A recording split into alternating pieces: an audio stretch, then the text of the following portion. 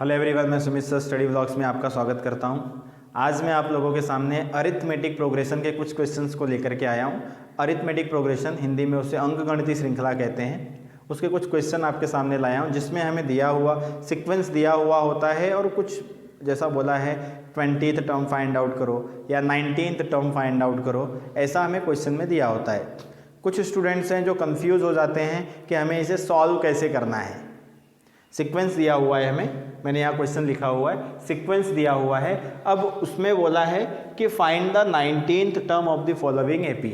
हमें ये जो सीक्वेंस दिया हुआ है ये एपी है, अरिथमेटिक प्रोग्रेशन है, उसका 19th टर्म यानी कि अंकगणितीय श्रृंखला है, उसका 19वां पद हमें फाइंड आउट करना है। तो इसके लिए हमारे पास एक फॉर्मूला होता है Tn is equal to a plus n minus 1 into d. ये फॉर्मूला होता है। इस फॉर्मूले का यूज करके जो है हम 19th टर्म 19वां पद आसानी से निकाल सकते हैं, फाइंड आउट कर सकते हैं। तो चलिए, क्वेश्चन यहाँ पे लिखा हुआ है। अब हम इसे कैसे करेंगे ध्यान से देखते हैं। पूरा कॉन्सेप्ट आप समझिए। आप 19वां पद इसमें निकालना है, 19th टर्म फाइंड आउट करना है। आगे आपको और भी क्वेश्चंस मिल सकते हैं। 20वां पद 20th टर्म फाइंड आउट करो, 24th टर्म फाइंड आउट करो, 27th टर्म फाइंड आउट करो। अगर कॉन्सेप्ट क्लियर है, अगर आप समझ जाते हो कि कैसे फाइंड आउट करना है, तो आप कितना भी टर्म निकालने के लिए अगर बोला है तो आप आसानी से फाइंड आउट कर सकते हैं। तो चलिए, यहाँ पे सीक्वेंस हमें दिया हुआ है 7, 13, 19, 25। फॉर्मूला मैंने आपको बताया Tn is equal to a plus n minus 1 into d, यानी कि हमें a का वैल्यू और d का वैल्यू n का मतलब जो भी टर्म हमें फाइंड आउट करना है वो n हो जाएगा, लेकिन a का वैल्यू और d का वैल्यू हमें फाइंड आउट करना है। तो a और d कहाँ से मिलेगा हमें? a का मतलब होता है फर्स्ट टर्म, जो हमारा सीक्वेंस होता है उसका जो पहला नंबर होगा वो फर्स्ट टर्म होगा। जैसे पिछला वीडियो मैंने बनाया था, उसमें मैंने बताया था कि हमें T1, T2, T3, T4 कैसे डिनोट करना है, यानी कि नंबर्स के प्लेस को हम डिनोट करते हैं। यानी कि पहला नंबर है तो T1 से हम डिनोट करते हैं और T1 is equal to A होता है। A का मतलब फर्स्ट टर्म और T1 का मतलब भी फर्स्ट टर्म। तो यहाँ पर हम लोग सबसे पहले सीक्वेंस ले लेते हैं। T1 is equal to 7, T2 is equal to 13, T3 is equal to 19 और T4 is equal to 25। T1 का मतलब होता है A, फर्स्ट टर्म। अब D का वैल्यू हमें फाइंड आउट करना है। तो D मैंने बताया था पिछले वीडियो में कि डिफरेंस फाइंड आउट करने के लिए स्टेप होता है T2 minus T1, T3 minus T2, T4 minus T3, ऐसे करके हम D का वैल्यू फाइंड आउट कर सकते हैं। तो यहाँ पे ये ऑलरेडी AP है, अरिथमेटिक प्रोग्रेशन है, तो हमें ये पूरा प्रोसेस करने की ज़रूरत नहीं है। हम सीधा सिंपल T2 माइनस T1 करके भी वैल्यू को फाइंड आउट कर सकते हैं। तो यहाँ मैं लिखता हूँ T1 is equal to A is equal to 7। अब D फाइंड आउट करना है तो T2 माइनस T1।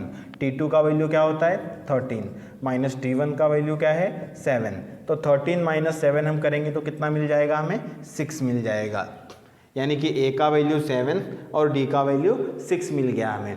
अब हम इसका यूज़ करके हम फॉर्मूले में वैल्यू को सेट करके और फाइंड आउट कर सकते हैं।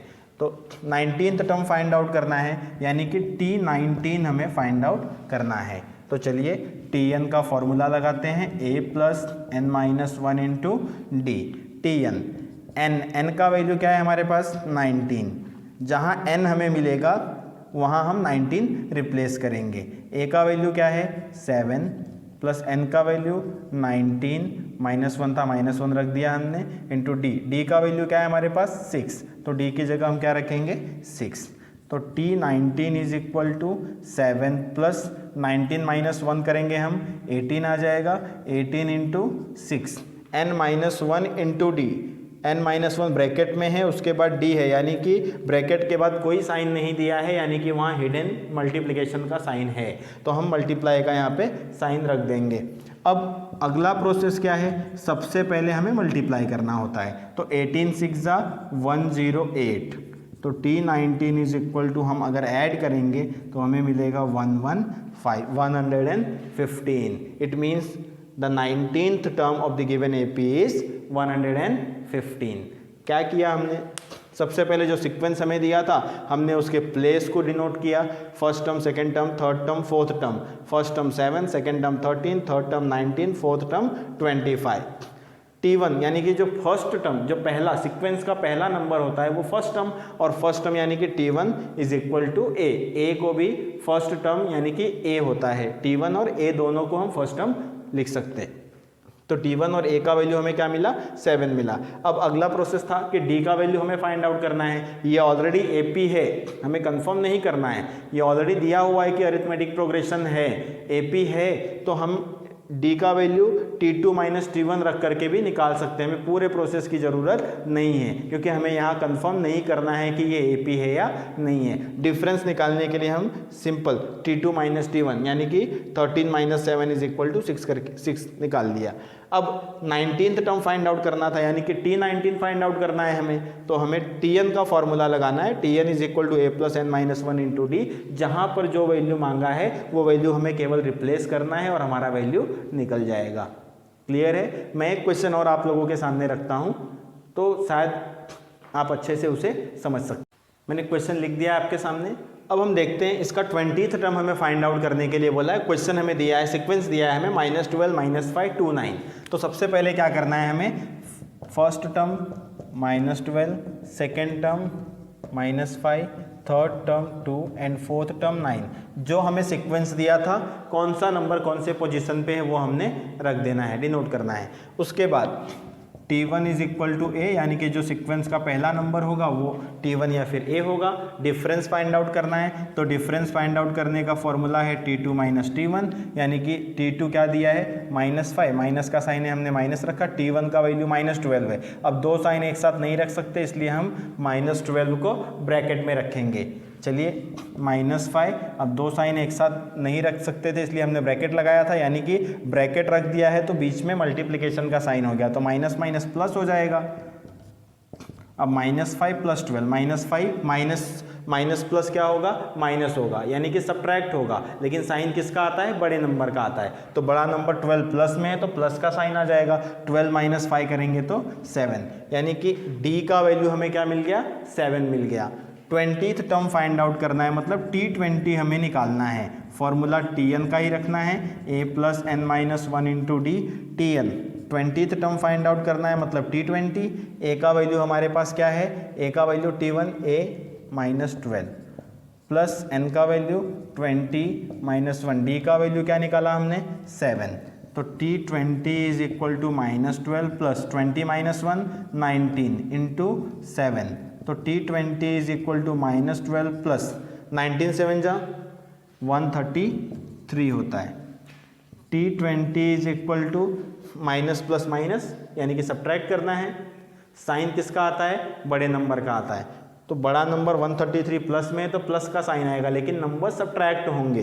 तो 133 - 12 करेंगे हम तो 121, यानी कि the 20th term of the AP is 121। सबसे पहला क्या होता है कॉन्सेप्ट कि हमें टर्म को उसके डेफिनेट ऑर्डर में लिख देना होता है, डिनोट करना होता है। First term, second term, third term, fourth term. जो पहला सीक्वेंस का पहला नंबर होगा वो T1 और A का वैल्यू होता है। डिफरेंस फाइंड आउट करने के लिए T2 माइनस T1। अगर हमें AP दिया है तो कभी कभी क्वेश्चन में हमें बोलता है कि पहले कंफर्म करो कि whether the given sequence is an AP और नॉट। पहले कंफर्म करो, उसके बाद अगर AP है तो उसका 20th टर्म फाइंड आउट करो या उसका 19th टर्म फाइंड आउट करो या सो एंड सो जो फाइंड आउट करना है। पहले कंफर्म करना है तो कंफर्म करने के लिए D यानी कि डिफरेंस निकालना होता है। अगर डिफरेंस का वैल्यू सबका कांस्टेंट आएगा तो वो सीक्वेंस अरिथमेटिक प्रोग्रेशन होगा, जैसा मैंने पिछले वीडियो में बताया था आप लोगों को। तो डिफरेंस का वैल्यू फाइंड आउट करने के बाद चेक करना होता है कि क्या सारे डिफरेंस के वैल्यू सेम है, कांस्टेंट हैं। अगर हैं तो वो सीक्वेंस AP है, फिर हम आगे बढ़ते हैं। लेकिन यहाँ पे हमें ऐसा कुछ नहीं दिया है। यहाँ पे इस क्वेश्चन में हमें क्या दिया हुआ है कि ये ऑलरेडी अरिथमेटिक प्रोग्रेशन है, इसका 20th टर्म फाइंड आउट करो। तो हमने A का वैल्यू निकाला, D का वैल्यू निकाल दिया। D का वैल्यू T2 माइनस T1, किसी भी दो टर्म को लेकर के हम फाइंड आउट कर सकते हैं, पूरा लेंथी करने की ज़रूरत नहीं है। तो D का वैल्यू फाइंड आउट करने के लिए हमने T2 माइनस T1 का फॉर्मूला लगा लिया। A का वैल्यू मिला, D का वैल्यू मिला, जो टर्म फाइंड आउट करना था, फॉर एग्जांपल 20th टर्म बोला था तो हमने T20 ले लिया। अब फॉर्मूला है हमारे पास Tn is equal to A + n - 1 into d. Value substitute करके हमने फाइंड आउट टर्म को फाइंड आउट कर लिया। क्लियर है? आशा करता हूँ कि ये क्वेश्चन भी आप लोगों को अच्छे तरीके से समझ में आया होगा। अगर आप लोगों को समझ में आया है तो आप इस वीडियो को लोगों को फॉरवर्ड करिए, शेयर करिए और लाइक, सब्सक्राइब और कमेंट करना ना भूलें। Thank you. जय हिंद, जय भारत।